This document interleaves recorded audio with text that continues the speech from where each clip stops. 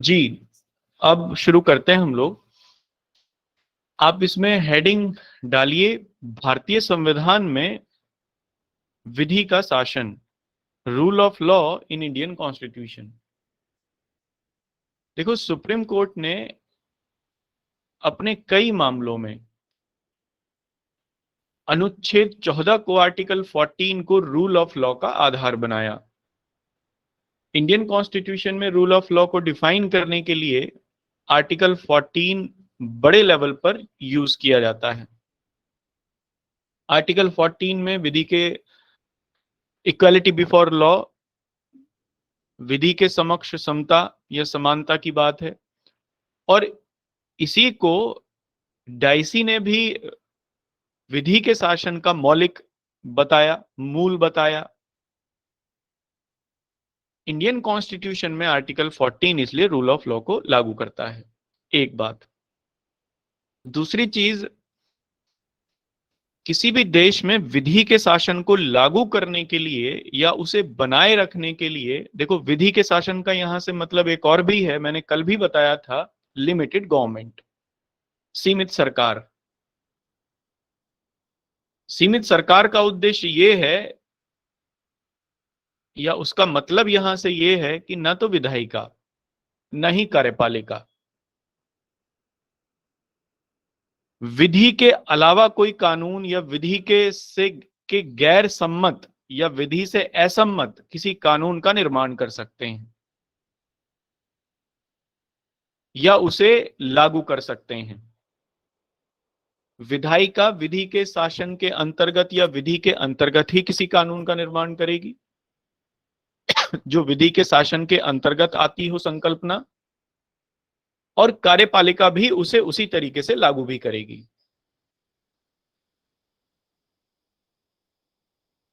विधि के शासन को डिफाइन करने के लिए, ये देखने के लिए कि क्या वास्तव में विधि का शासन है, कार्यपालिका और विधायिका अपनी अपनी सीमाओं के अंतर्गत कार्य कर रहे हैं, इसके लिए एक न्यायपालिका की आवश्यकता है।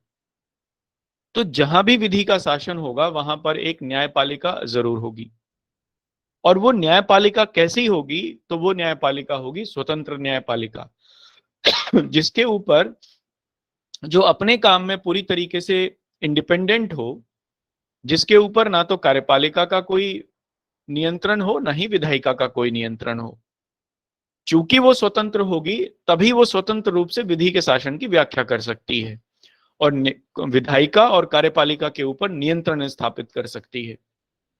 तो दो बातें हमें बिल्कुल क्लियर हुई। एक चीज, भारतीय संविधान में विधि के शासन की व्यवस्था है जो कि आर्टिकल 14 के अंतर्गत कई लेवल पर डिफाइन की गई है। आर्टिकल 21 में भी प्रोसीजर एस्टैब्लिश बाय लॉ आ गया है, तो दोनों को हम लोग देख सकते हैं। और दूसरा, विधि के शासन को लागू करने के लिए एक स्वतंत्र न्यायपालिका की आवश्यकता होती है जो कि भारतीय संविधान में प्रदान की गई है।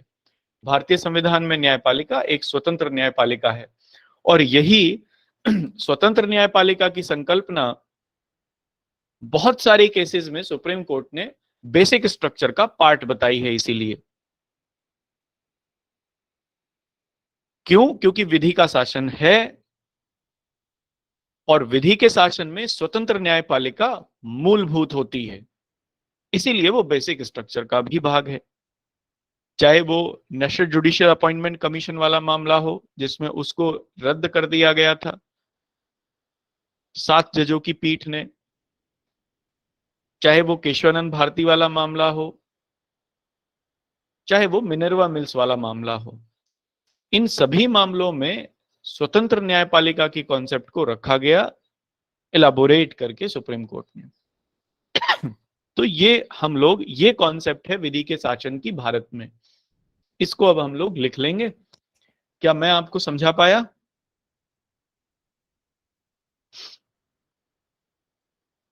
क्लियर है? सर एक बार और बता देंगे थोड़ा? हाँ,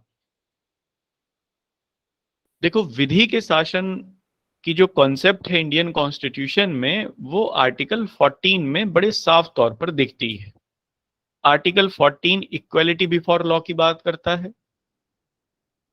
और डाइसी ने भी यही कहा कि विधि का शासन जहां पर होगा वहां पर विधि के समक्ष समता की बात होगी, यानी इक्वालिटी बिफोर लॉ होगा ही।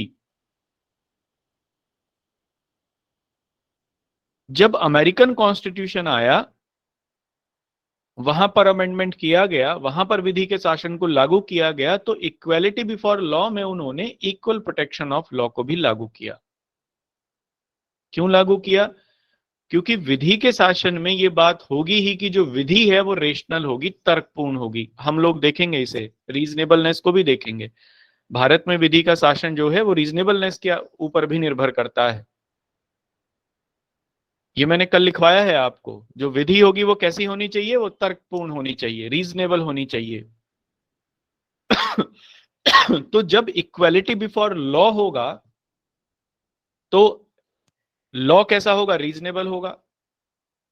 इसका मतलब फिर इक्वल प्रोटेक्शन ऑफ लॉ भी होगा। Equal protection of law equality before law का ही एक तर्कपूर्ण रूप है, क्योंकि समानों में ही समानता की जा सकती है, असमानों में समानता नहीं की जा सकती। ठीक है, इसलिए इक्वालिटी बिफोर लॉ की जो कॉन्सेप्ट है इंडिया में विधि के शासन के अंतर्गत, रूल ऑफ लॉ के अंतर्गत, उसके दो डायमेंशन है, एक इक्वालिटी बिफोर लॉ और एक इक्वल प्रोटेक्शन ऑफ लॉ। यहां तक क्लियर है बात? Yes sir. हाँ इति, यहां तक क्लियर है?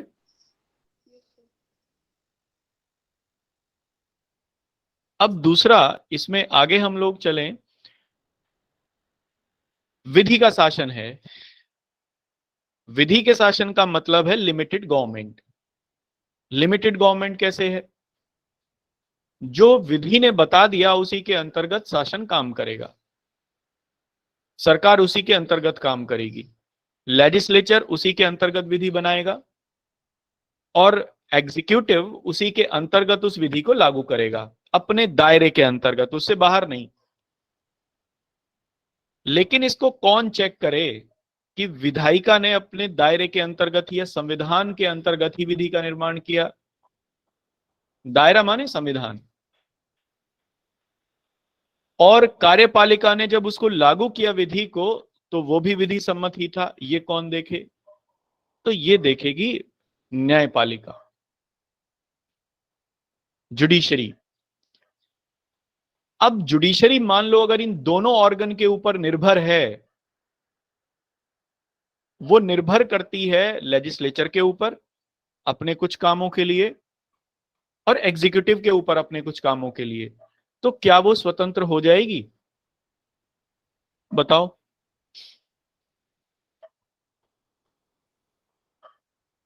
बताओ। सर नहीं होगी। और अगर न्यायपालिका स्वतंत्र नहीं है, तब फिर वो विधि के शासन की स्वतंत्रता पूर्वक कैसे व्याख्या कर सकती है? How it explain the rule of law independently? और अगर उसने व्याख्या नहीं की तो विधि का शासन ही नहीं रहेगा। इसका मतलब विधि के शासन में इनहेरिट करती है चीज क्या? इंडिपेंडेंस ऑफ जुडिशरी, न्यायपालिका की स्वतंत्रता, ये इनहेरिट करती है। इसलिए भारत में चूंकि विधि का शासन है, इसलिए स्वतंत्र न्यायपालिका की संकल्पना भी भारतीय संविधान में है। सुप्रीम कोर्ट ने इसे बहुत सारे मामलों में सामने रखा है।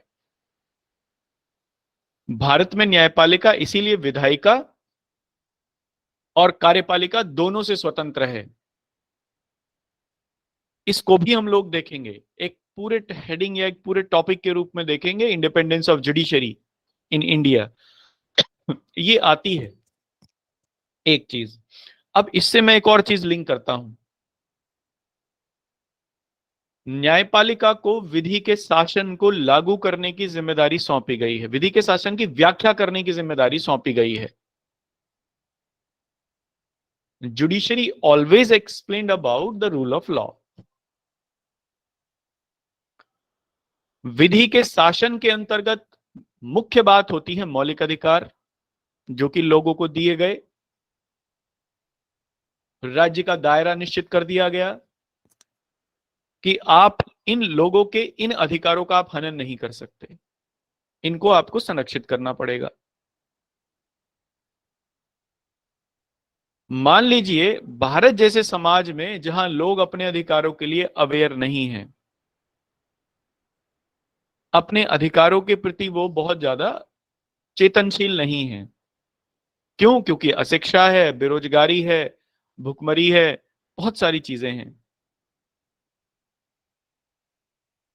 तब इस बात की पर्याप्त संभावना है कि विधायिका और कार्यपालिका, लेजिस्लेचर और एग्जीक्यूटिव, लोगों के अधिकारों का हनन कर ले। है या नहीं है बताइए?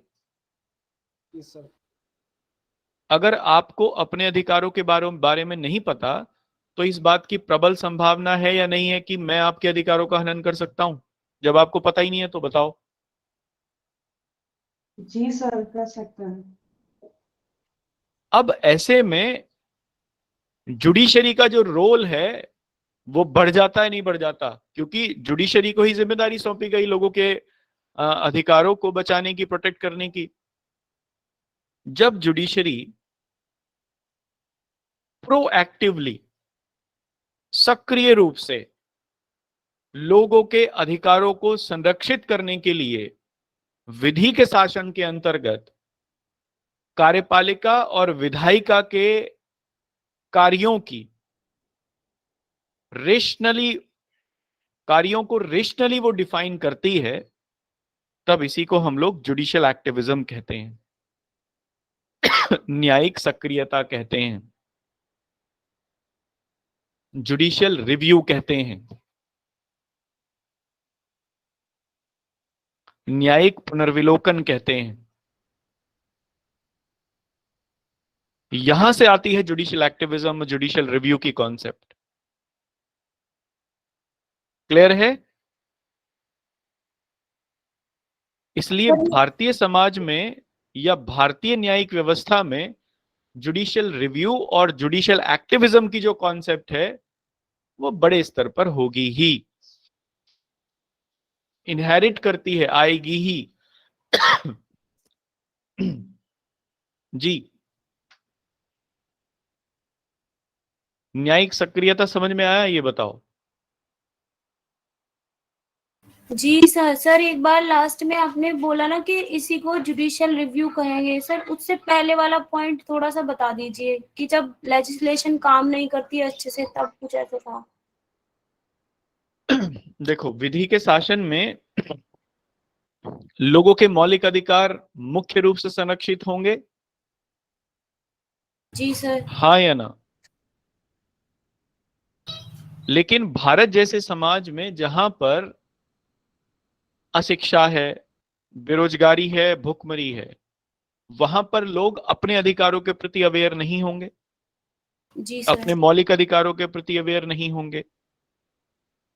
ऐसे में इस बात की पर्याप्त संभावना है कि कार्यपालिका और विधायिका लोगों के अधिकारों का हनन कर लें, या इवन लोग भी लोगों के अधिकारों का हनन कर लें। जी सर।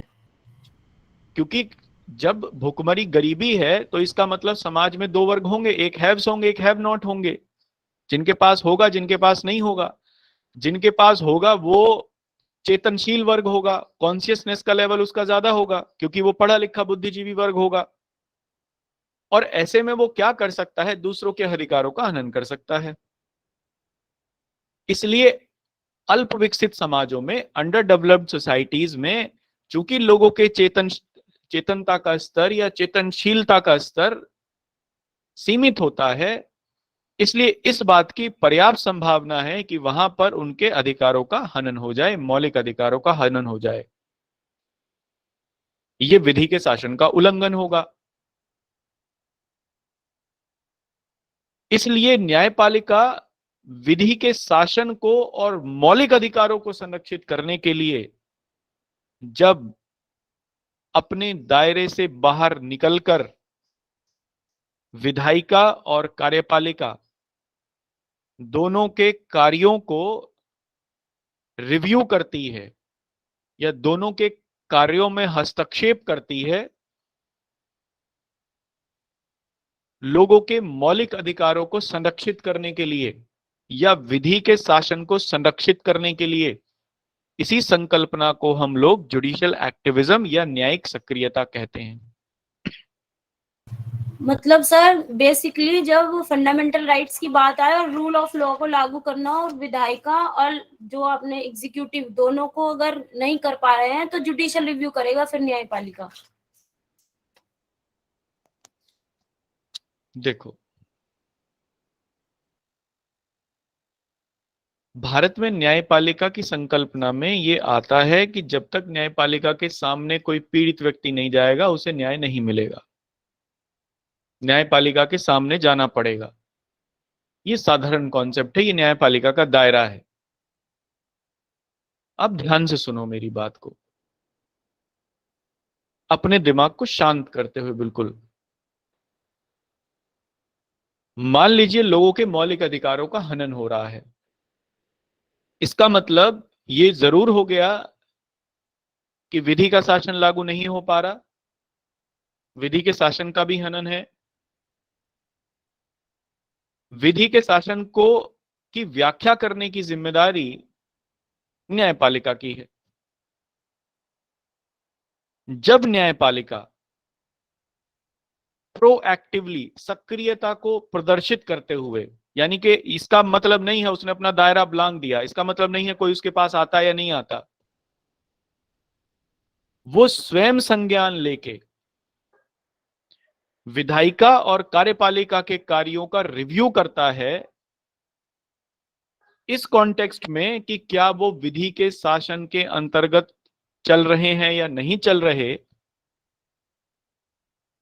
तब इसी कॉन्सेप्ट को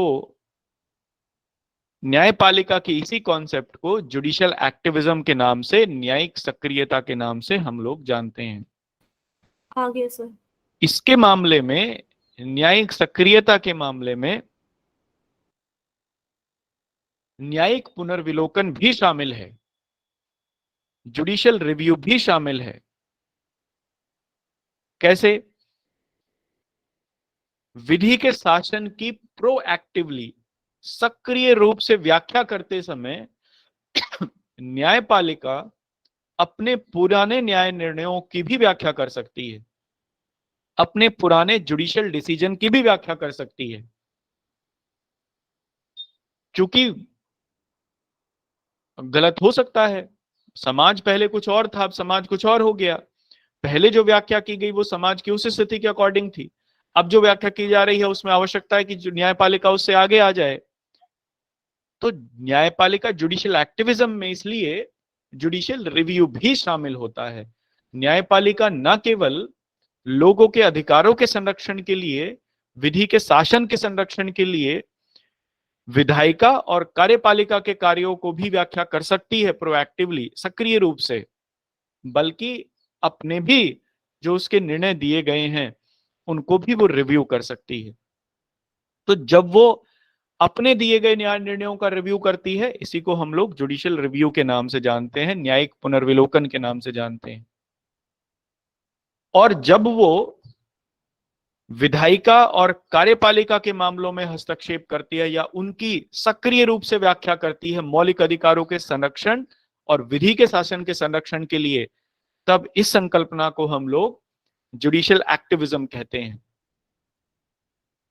इसीलिए जुडिशियल रिव्यू और जुडिशियल एक्टिविज्म दोनों एक दूसरे के कॉम्प्लीमेंट्री हैं, दोनों एक दूसरे का को कॉम्प्लीमेंट करते हैं, अनुपूरण का काम करते हैं। क्या जुडिशियल एक्टिविज्म जुडिशियल रिव्यू के बिना हो जाएगा? नहीं होगा सर। एक दूसरे को कॉम्प्लीमेंट करेंगे। न्यायपालिका ने अपने किसी पुराने निर्णय में कोई व्याख्या कर दी, लेकिन आज वो व्याख्या पीछे रह गई, समाज आगे बढ़ गया, तो पुराने निर्णय को बदलना पड़ेगा, रिव्यू करना पड़ेगा। और रिव्यू किस कॉन्टेक्स्ट में किया जाएगा? लोगों के अधिकारों को देखते हुए, विधि के शासन को देखते हुए। इसी को हम लोग एक्टिविज्म भी कहते हैं। ठीक है, इसको हम लोग आगे देखेंगे, लिखेंगे, इसे समझेंगे और भी। इसलिए भारत में विधि के शासन के अंतर्गत ये 4-5 बातें हैं जो मैंने अभी आपको समझाई। पहला, विधि का शासन आर्टिकल 14 में है। दूसरा, विधि के शासन में विधियों का समान संरक्षण भी आता है, इक्वल प्रोटेक्शन ऑफ लॉ भी आता है। तीसरा, विधि के शासन में, भारत में विधि के शासन की जो मूलभूत अवधारणा है, बेसिक कॉन्सेप्ट है, उसके अंतर्गत स्वतंत्र न्यायपालिका है। चूंकि न्यायपालिका स्वतंत्र है और विधि के शासन की जिम्मेदारी न्यायपालिका को है, मौलिक अधिकारों के संरक्षण की जिम्मेदारी न्यायपालिका के पास है, इसीलिए न्यायपालिका न केवल अपने पूर्व निर्णयों को की व्याख्या कर सकती है, सकारात्मक रूप से व्याख्या कर सकती है, पॉजिटिवली उसे फिर से एक्सप्लेन कर सकती है, डिफाइन कर सकती है, बल्कि विधि के संरक्षण के लिए और लोगों के मौलिक अधिकारों के संरक्षण के लिए कार्यपालिका और विधायिका के जो कार्य हैं उनमें सक्रिय रूप से हस्तक्षेप भी कर सकती है। जब वो हस्तक्षेप करती है सक्रिय रूप से, इसी प्रक्रिया को हम लोग न्यायिक सक्रियता या जुडिशियल एक्टिविज्म के नाम से जानते हैं। तथा जब वो अपने निर्णयों को पुनर्विलोकन करती है, रिव्यू करती है, इसी को हम लोग जुडिशियल रिव्यू के नाम से जानते हैं। जुडिशियल रिव्यू की कॉन्सेप्ट इसीलिए संविधान में भी रखी गई। हमारे जुडिशरी में जुडिशियल रिव्यू आता है, न्यायिक पुनर्विलोकन का अधिकार दिया गया है। ठीक है, हाँ इति। जुडिशरी द्वारा जो लेजिस्लेचर लॉ बनाता है उसको वॉइड अनकॉन्स्टिट्यूशनल करना कौन से में आएगा सर? ये जब जुडिशरी अपने आप संज्ञान ले, सेल्फ कॉग्निजेंस के ऊपर वो काम करे, तब तो जुडिशियल एक्टिविज्म होगा। और लोग कोई पीआईएल दायर कर दें तब जुडिशियल रिव्यू होगा। इसीलिए दोनों के बीच में एक बहुत छोटी सी रेखा है। ठीक है, जब जुडिशरी स्वतः संज्ञान लेकर किसी मामले को देखती है, जैसे भागलपुर में कैदियों वाला मामला था वो, जिसमें जुडिशरी ने स्वतः संज्ञान लेते हुए केवल अखबार की, इंडियन एक्सप्रेस की एक खबर छपी थी, उसी खबर के आधार पर उन्होंने उसका संज्ञान लिया और संज्ञान लेकर मामले की जांच बिठाई और फिर उन कैदियों को रिहा कर दिया गया। ये जुडिशियल एक्टिविज्म था, क्योंकि वो कैदी तो नहीं गए थे न्यायपालिका के पास या आए थे कि हमें हमारे साथ न्याय कीजिए, जबकि न्यायपालिका की जो कॉन्सेप्ट है भारत में, वो देखा नहीं है, तराजू अंधी है, न्याय की जो देवी है उसके पट्टी लगी हुई है, मतलब कि जब तक उसके पास कोई नहीं जाएगा तब तक न्याय नहीं मिलेगा। लेकिन अब वो पट्टी जो है वो ट्रांसपेरेंट हो गई है जुडिशियल एक्टिविज्म में। अब वो पट्टी काली तो है लेकिन ट्रांसपेरेंट है, यानी न्यायपालिका देख सकती है, सेल्फ कॉग्निजेंस ले सकती है। तो जब न्यायपालिका सेल्फ कॉग्निजेंस लेते हुए, स्वतः संज्ञान लेते हुए लोगों के मौलिक अधिकारों को और विधि का संरक्षण करती है, तब ये होता है जुडिशियल एक्टिविज्म। और जब कोई पीआईएल के थ्रू, पब्लिक इंटरेस्ट लिटिगेशन के थ्रू किसी विधि की व्याख्या की आवश्यकता हो और उसके लिए पीआईएल वगैरह दायर की जाए, पब्लिक इंटरेस्ट लिटिगेशन वगैरह दायर की जाए, तब ये जुडिशियल रिव्यू के अंतर्गत आता है। दोनों के अंतर्गत बहुत महीन सी धारा है, कोई दोनों में अंतर नहीं किया जा सकता, केवल ऐसे ही समझाया जा सकता है, कोई बहुत अंतर नहीं है, क्योंकि ना तो जुडिशियल एक्टिविज्म जुडिशियल रिव्यू के बिना रहेगा, ना ही जुडिशियल रिव्यू जुडिशियल एक्टिविज्म के बिना आ सकता है। दोनों एक दूसरे के ऊपर इंटरडिपेंडेंट है। बस अंतर इतना ही है, जब जुडिशरी स्वयं करे तब जुडिशियल एक्टिविज्म, जब लोगों के माध्यम से करे, एक प्रक्रिया के माध्यम से करे, तब जुडिशियल रिव्यू। ठीक है,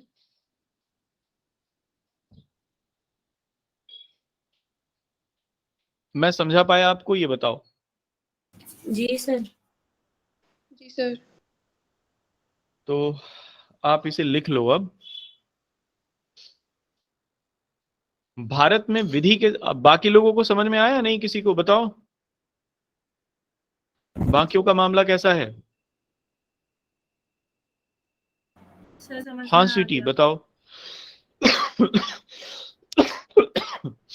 सर अभी आपने बताया था कि जो न्यायपालिका है हम्म, वो विधि के शासन की व्याख्या करने का उनके पास कार्य है एक हम्म, तरीके का। हम्म, तो सर हमारे न्यायपालिका का स्वतंत्र होना मेन है। हम्म। तो सर हमें मतलब न्यायपालिका को स्वतंत्रता क्यों चाहिए? क्योंकि अगर वो विधायिका और कार्यपालिका के ऊपर निर्भर होगी तो फिर वो तो विधायिका और कार्यपालिका का की बातें कहेगी, वो लोगों की बातें क्यों कहेगी? विधायिका ने, मान लो एग्जाम्पल, अगर न्यायाधीशों का जो वेतन है या उनकी जो पेंशन है, ग्रेच्युटी है, जो भी उन्हें मिलता है, ये पूरी तरीके से संसद के हाथ में हो, प्रधानमंत्री चाहे तो न्यायाधीशों को मिले, ना चाहे तो ना मिले, तो क्या न्यायाधीश स्वतंत्र रूप से निर्णय दे पाएंगे प्रधानमंत्री के खिलाफ या विधायिका के खिलाफ? No sir. होनी चाहिए, नहीं होनी चाहिए? Yes sir. दूसरा, न्यायपालिका में, भारत में न्यायाधीशों की नियुक्ति राष्ट्रपति करता है। अगर राष्ट्रपति को ये शक्ति दे दी जाए कि न्यायाधीशों की नियुक्ति तुम ही करोगे, जिसे चाहे तुम बना लो अपने आप, अपने मन से, आर्बिट्रेरी, तो न्यायपालिका स्वतंत्र रह पाएगी? No sir. राष्ट्रपति कौन है? कार्यकारी प्रमुख है या नहीं? एग्जीक्यूटिव हेड है नहीं स्टेट का? सर इसका मतलब अब न्यायपालिका कार्यपालिका के अधीन हो गई। और अगर केवल संसद निर्धारित कर ले न्यायाधीशों का वेतन वगैरह, तो विधायिका के अधीन हो गई, न्यायपालिका अब स्वतंत्र नहीं रही। मान लीजिए राष्ट्रपति कोई अवैधानिक काम कर दे तो न्यायपालिका उसे ट्रायल नहीं कर सकती। फिर भारत में यही कॉन्सेप्ट है कि न्यायपालिका स्वतंत्र है, इसलिए न्यायपालिका की स्वतंत्रता की जरूरत पड़ती है विधि के शासन के अंतर्गत। नहीं आया? सर आ गए। सर एक तरीके से हम ये भी बोल सकते हैं कि अगर मुझे मत न्यायपालिका बताओ, कोई मुझे मत बताओ, अपने आप सोचो, मंथन करना चाहिए। देखो अध्ययन के 3 भाग हैं। अध्ययन 3 चीजों से मिलकर बना हुआ होता है: मनन, मंथन और चिंतन। ये 3 लेवल हैं। मनन माने किसी चीज को रट लेना या पढ़ना, पहली स्टडी, पहली बार उसकी रीडिंग। मंथन माने चीजों को कनेक्ट करना, 2-3 चीजों को आपस में जोड़ना, ये दूसरी स्टेज है। और तीसरी स्टेज होती है चिंतन, थॉट प्रोवोकिंग स्टडी। उससे जो पढ़ा आपने और कड़ियों को आपने जोड़ा, उससे आगे की चीज को भी समझ लेना, उस चीज को भी समझ लेना जो समझाने वाला अप्रत्यक्ष रूप से कह रहा है, इनडायरेक्टली कह रहा है। यानी किताबों की लाइनों के पीछे छिपी हुई चीज को भी समझ लेना, ये चिंतन कहलाता है। इसलिए मनन, मंथन और चिंतन पर ज्यादा ध्यान दो, क्लैरिटी अपने आप बनती चली जाएगी। कम पढ़ो लेकिन उसे गुणवत्ता पूर्वक पढ़ो। सबसे पहली चरण है ये स्टडी का। आप ज्यादा पढ़ोगे तो क्वालिटी नहीं आएगी, ज्यादा में कभी क्वालिटी नहीं आ पाती। स्टडी में भी ये है। इसलिए कम लेकिन क्वालिटेटिव। चूंकि कम होगा इसीलिए क्वालिटेटिव भी होगा। ये मैं आप लोगों को सबको बता रहा हूं, ध्यान से सुनो इस चीज को। अगर आप पढ़ने की हवस पालोगे ना, मैंने स्वीटी तुम्हें बताया था एक दिन, इस पे काम करने की जरूरत है। किसी चीज की हवस मत पालो, लस्ट नहीं होनी चाहिए। मुझे तो 15 घंटे पढ़ना है, मुझे तो 16 घंटे पढ़ना है, इसका कोई मतलब नहीं बनता। जब तक कि आप भले ही 1 घंटे की स्टडी आपकी हो, लेकिन वो इतनी गुणवत्तापूर्ण हो कि वो 1 घंटा ऐसा हो कि वो लोग दूसरे लोगों के 4 घंटे की बराबर हो, तो आपके 4 घंटे ही दूसरे लोगों के 16 घंटे के बराबर हो जाएंगे। और वो 4 घंटे इतने क्वालिटेटिव होंगे। वो होगा तभी जब आप इस बात को, इन तीनों चीजों को इंप्लीमेंट करोगे अपनी स्टडी में। सबसे पहले स्लोली रीडिंग, समझते हुए रीडिंग। दूसरे लेवल पर कनेक्ट करते हुए रीडिंग। और तीसरे लेवल पर किताब को रख दो अलग, और फिर सोचो उसमें, दिमाग में उसको बार बार उसमें चिंतन करो, उस चीज को घुमाओ कि वो क्या क्या था, कैसे कैसे था, और ये था तो वो भी था, वो वहां था, वो ये यहां था, ये दोनों आपस में कनेक्ट करते हैं। इसका मतलब ये रिजल्टेंट ये निकल के सामने आया। जैसे एग्जाम्पल, मैं आपको कैसे वो बहुत सारी बातें बता पाता हूं जो मैं कहता हूं कि किताब में नहीं मिलेगा। जब मैंने ये कहा कि किताब में नहीं मिलेगा, मुझे कैसे पता वो किताब में नहीं है? क्योंकि वो मेरा मौलिक है, वो मैंने ही बनाया है। तो मैंने तो कोई किताब लिखी नहीं, इसका मतलब वो बुक में है ही नहीं। कहां से आई वो चीज? उस चीज को मैंने जन्म दिया। कैसे? उसी चिंतन की प्रक्रिया के थ्रू। ये विधि के शासन को जो मैं आपको समझा रहा हूं, ये किसी किताब में नहीं मिलेगा। अगर किसी में मिल जाए तो जो चाहे वो ले लो मुझसे। अगर ये बातें आपको किसी बुक में मिल जाएं, मुझे आप दिखा दीजिए, जो चाहे वो दे दूंगा। ये है ही नहीं, ये आई कहां से? मैंने भी इसी चीज को इस्तेमाल किया हुआ है, इसी चीज को मैं इस्तेमाल करता हूं। इसीलिए बहुत सारी मौलिक बातें आ जाती हैं निकल के। तो अपने अध्ययन में आप इसको इस्तेमाल करिए। शांत होके, एक तो सबसे पहले आप शांत रहिए, सभी लोग दिमाग को शांत रखिए। उन चीजों से दूर रहिए जो चीजें मन को अशांत करती हों, चाहे जो भी बात है। चिंताएं मन को अशांत करती हैं, उनसे दूर रहना चाहिए। उस सब चीज को बाहर निकाल के फेंक दो अपनी लाइफ से जो आपको चिंतित करती हो। मन शांत होगा तभी गहराई में समझ सकते हो। मन को और बुद्धि को आपको कनेक्ट करना पड़ेगा आपस में, इनका कनेक्शन ही नहीं हो पाता। जितना मन शांत होगा, जितना उसकी स्पीड कम होगी, उतना ही वो बुद्धि के साथ कनेक्ट कर पाएगी।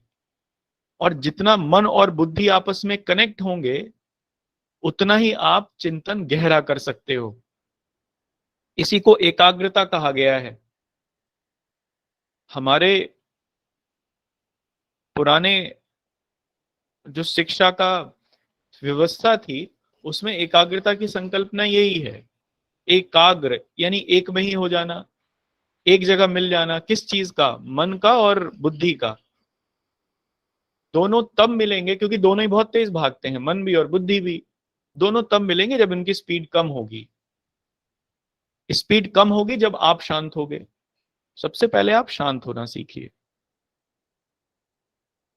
जब तक आप शांत नहीं होंगे, इन दोनों की स्पीड घटेगी नहीं। और इन दोनों की स्पीड घटेगी नहीं तो गहराई नहीं आएगी, डेप्थनेस नहीं आएगी। और डेप्थनेस नहीं आएगी तो बार बार यही चीजें करोगे, पढ़ा भूले, पढ़ा भूले, पढ़ा भूले, उसमें कुछ भी नहीं मिल पाएगा। सामने वाले को सुनेंगे, एक कान से सुनेंगे, दूसरे से बाहर निकलेगा, अंदर कुछ भी नहीं रुकेगा। अगर अंदर रोकना है तो शांत होना सीखिए। ठीक है ना? और इसकी सबसे पहली पहचान ये है कि आप अपने आप को स्पीड को कम करिए, शांत करिए खुद को। हर चीज को कंट्रोल करिए, हर चीज को नियंत्रित करना सीखिए। लोग कहते हैं हमें गुस्सा आ जाता है, बहुत जल्दी गुस्सा आता है। इसलिए आ जाता है क्योंकि आप शांति नहीं हो, मन ही शांत नहीं है आपका, गुस्सा तो आएगा ही। आप में गहराई नहीं है,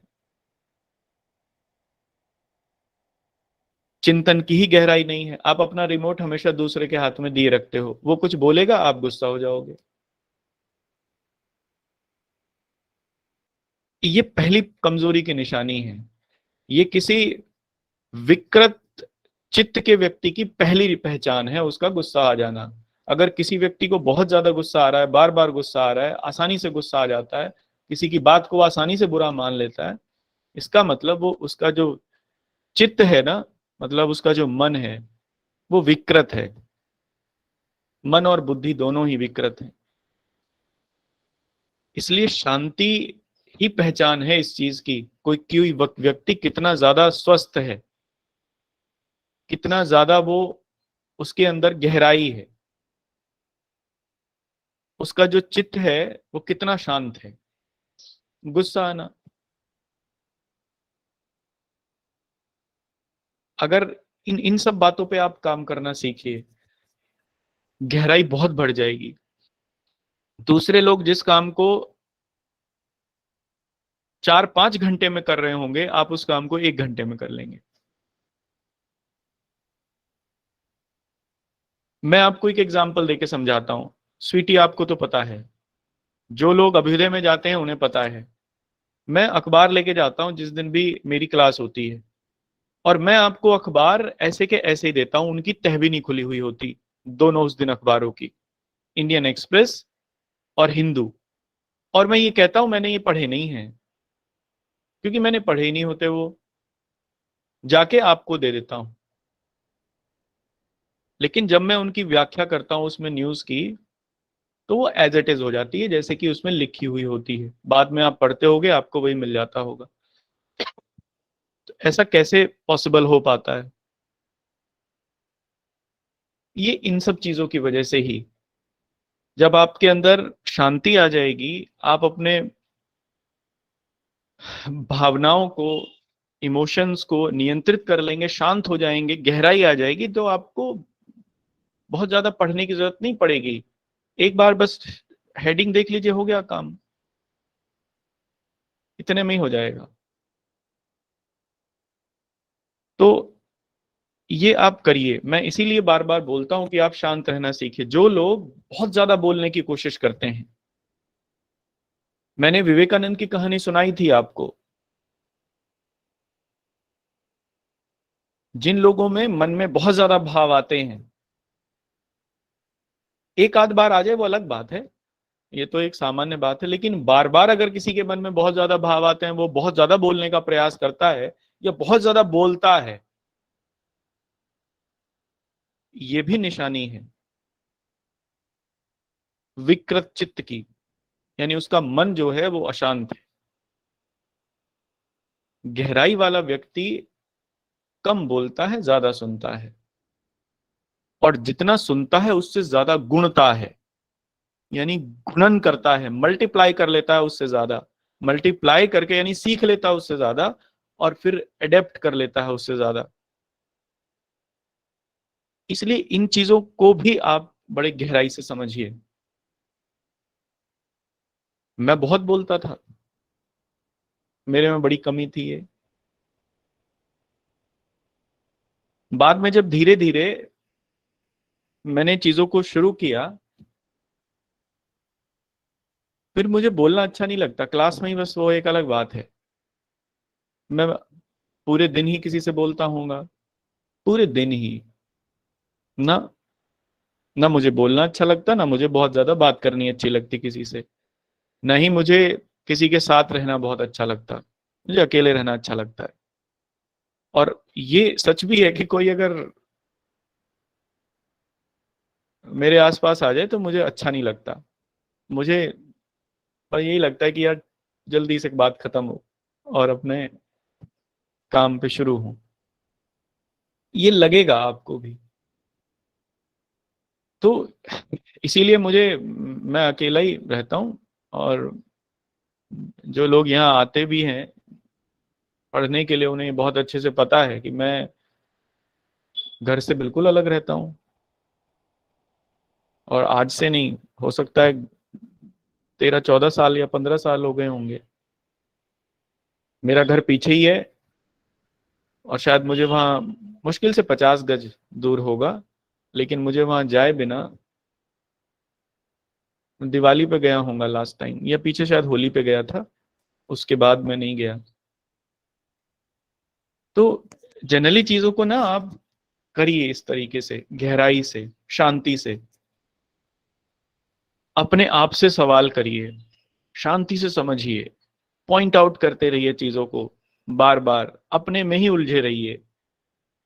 ये चीजें आपको आगे चल के, शुरू में तो मुश्किल लगेगी, लेकिन ये चीजें आपको आगे चल के बड़ी की क्वालिटेटिव पर्सनैलिटी में कन्वर्ट कर देंगी। खुशबू आने लगेगी आपको अपने अंदर से। और ये खुशबू बड़ी जरूरी है,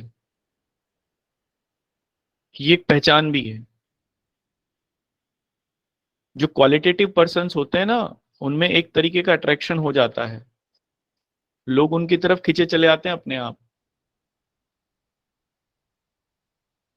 क्यों? क्योंकि वो जो ऑरा है उनका, वो ऐसा बना लिया उन्होंने, वो ऐसा बन गया उनकी उस प्रक्रिया में, जो उन्होंने मेहनत की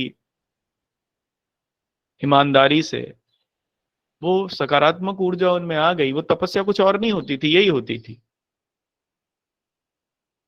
पुराने उसमें लिखा हुआ है कि वो ऋषि मुनि में से तेज निकल रहा था, प्रकाश निकल रहा था, सुगंध आ रही थी। वो कुछ और थोड़ी थी, यही तो थी अट्रैक्शन। ये आने लगेगा आप में। इसलिए मैं इन सब चीजों को आपको बोल रहा हूं कि आप अपनी स्पीड को कम करिए। सबसे पहला काम ये करिए, सभी लोग कम पढ़िए। बहुत ज्यादा की जरूरत नहीं है, लेकिन कंटिन्यूटी के लेवल पर और क्वालिटी के लेवल पर, इस पर कोई समझौता नहीं। ना तो कंटिन्यूटी कभी टूटनी चाहिए, और ना ही गुणवत्ता कभी खराब होनी चाहिए। ठीक है? क्या मैं आपको समझा पाया?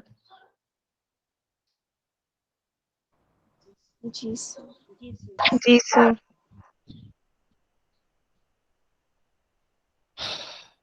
तो ये इसको हम कल लिख लेंगे, क्योंकि अब सर की क्लास का टाइम हो गया और बहुत सारे लोगों को जाना होगा। तो फिर मिलते हैं हम कल, हम लोग इसे लिखेंगे। इन सारी कॉन्सेप्ट को, जो मैंने आपको ये रूल ऑफ लॉ में बताई, ये इंडियन कॉन्स्टिट्यूशन में, यहाँ से एक सवाल जरूर आपको मिलेगा मेंस एग्जामिनेशन में। जुडिशरी वाले भी ध्यान से सुने, फंडामेंटल लॉ में एक सवाल आएगा मेंस एग्जामिनेशन में पक्का। यहाँ से चाहे जैसा है आप आंसर कर देंगे, इस बात की मेरी गारंटी है। और एग्जीक्यूटिव वाले भी, ऑप्शनल वाले भी, सब लोग, एक सवाल जरूर मिलेगा यहाँ से अब, रूल ऑफ लॉ से और रूल ऑफ लॉ से जुड़ी हुई चीजों से। ठीक है ना? कल करेंगे इसे। हाँ अर्जुन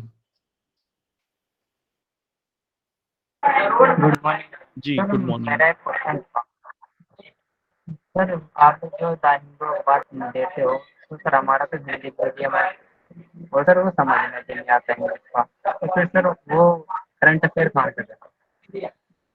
करंट अफेयर्स कहाँ से करें? जी सर। वो जो मैं अखबार में बताता हूँ वो सब समझ में नहीं आता है ना? सर वो तो समझ में आता है, लेकिन उसके बाद जब हम घर आके पढ़ते हैं ना इंग्लिश में, हाँ, तो वो वहां मिलता वो नहीं होगा आपको। देखो, उसमें आपकी कमी नहीं है और उसमें मेरी भी कमी नहीं है, उसमें वहां समस्या सिस्टम की है। आप केवल अभी उसको, अखबार को पढ़ना शुरू करिए। जो मैं चीजें आपको वहां एक्स्ट्रा बता देता हूं, वो तो वो है जो आपको जहां पहुंचना है, जहां आपको जाना है, वो है जो मैं आपको बताता हूं। लेकिन आप वहां अभी तो नहीं पहुंचे, और ना ही एकदम से पहुंच सकते हैं, समय लगेगा। मैं बताता केवल इसलिए हूं जिससे आपके दिमाग में वो रहे कि आपको जाना कहाँ है। मिलेगा आपको इसलिए नहीं क्योंकि जो मैं बताता हूं अखबार में होता ही नहीं वो, और एग्जाम में आता भी वही है जो अखबार में नहीं होता। पीछे छिपी हुई चीजें आती हैं, छिपी हुई चीजों को अभी आप नहीं देख सकते। क्यों? क्योंकि विजन वो बनने में समय लगेगा। सिस्टम की क्या कमी है? सिस्टम की कमी यह है कि सिस्टम के पास वहां पर करंट अफेयर्स के लिए कोई क्लास नहीं है, नहीं करंट अफेयर्स के को समझाने के लिए कोई चीज है। ये तो मेरा अपना इनिशिएटिव है कि मैं अखबार भी ले जाता हूं अपने ही, और वो आधा घंटा अपने समय में से ही आपको देता हूं। इसका मुझे हर्जा भी भुगतना पड़ेगा। हर्जा मेरा इसका ये होगा, मेरी क्लासेस बढ़ती चली जाएंगी लेकिन सरकार मुझे उसके लिए पे नहीं करेगी। सरकार मुझे उतना ही पे करेगी जितना उनको करना है, लेकिन मुझे इससे फर्क नहीं पड़ता। फर्क इस बात का है कि आप कम से कम लाभ ले लें जितना ले सकते हैं, इसलिए मैं वो समझाता हूं वहां पे। और आपको इसलिए समझ में नहीं आता क्योंकि विजन नहीं है अभी, वो टाइम लगेगा उसमें। जी सर। हाँ काजल। सर दृष्टि की वेबसाइट पे करंट अफेयर्स के जो एनालिसिस होते हैं वो कर ले क्या?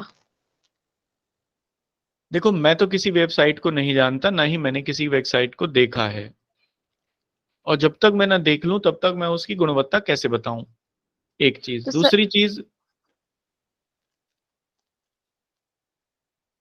दूसरी चीज ये है, दूसरे का पका पकाया कब तक खाओगे? खुद पकाना पड़ेगा ही एक दिन। तो केवल दूसरों की साइट को देख के उससे पढ़ के कब तक काम चलाओगे? और क्या इस बात की गारंटी है कि जो दृष्टि वाले बताएंगे कोई और भी, उससे वो समझ विकसित हो जाए जो कि आपके आनी है, आपके एग्जाम में आनी है? क्या इस बात की संभावना है?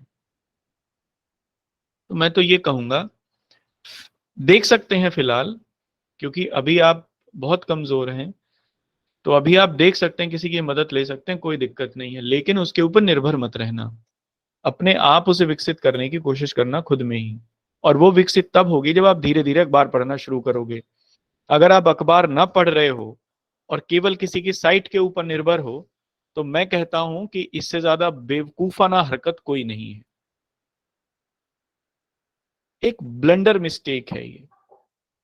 क्या सही है? पहले आप साइट पे से कुछ देख लीजिए, एनालिसिस देख लीजिए उस दिन का, फिर अखबार पढ़ लीजिए, तो आपको अखबार तुरंत समझ में आ जाएगा कि हाँ ये था। या अखबार पढ़ लीजिए फिर साइट देख लीजिए, दोनों को कनेक्ट जरूर करना है। और जी इसमें भी सर। सबसे इंपॉर्टेंट क्या है? तो अखबार पढ़ना सबसे इंपॉर्टेंट। अगर देख भी ना पाए तो अखबार कम से कम पढ़ें, ये सबसे इंपॉर्टेंट है। वही आपको सक्षम बनाएगा, तभी आप कनेक्ट कर पाओगे। ठीक है, चलिए ठीक है मैं सर। यहां तक रखता हूं, फिर हम लोग मिलते हैं।